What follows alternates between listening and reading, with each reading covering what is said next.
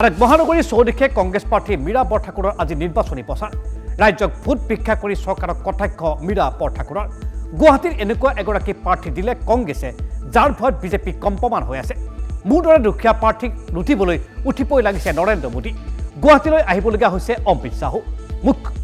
আৰু এইদৰে মন্ত্ৰী বিধায়কৰ নিৰ্ধাৰণ হৈছে মোৰ প্ৰাৰ্থিত্বৰ বাবে মীৰা বৰঠাকুৰে এই বক্তব্য আগবঢ়াইছে বিভিন্ন ৰাজহুৱা সভাসমূহত উজান বতৰত প্ৰচাৰ চলাই এই বক্তব্য আগবঢ়াইছে আজি দিনটোত বিশেষভাৱে মীৰা বৰঠাকুৰে গুৱাহাটীৰ পাহাৰ অঞ্চলকে ধৰি বিভিন্ন স্থানত মীৰা বৰঠাকুৰৰ অব্যাহত আছে মাৰথান প্ৰচাৰ অভিযান মইতো দুখীয়া কেণ্ডিডেট পইচা পাতি নাই নৰেন্দ্ৰ মোদীও আহিবলগীয়া হৈছে অমিত শ্বাহো আহিবলগীয়া হৈছে হিমন্ত বিশ্ব শৰ্মাটো আছে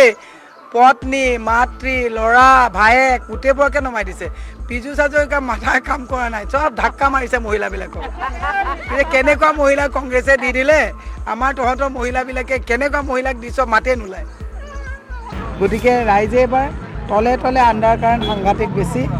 যুৱ প্ৰজন্ম পুৰুষ সমাজ শিক্ষিত মহিলা সমাজ পুৰুষ সমাজ ব্যৱসায়ীসকল সকলো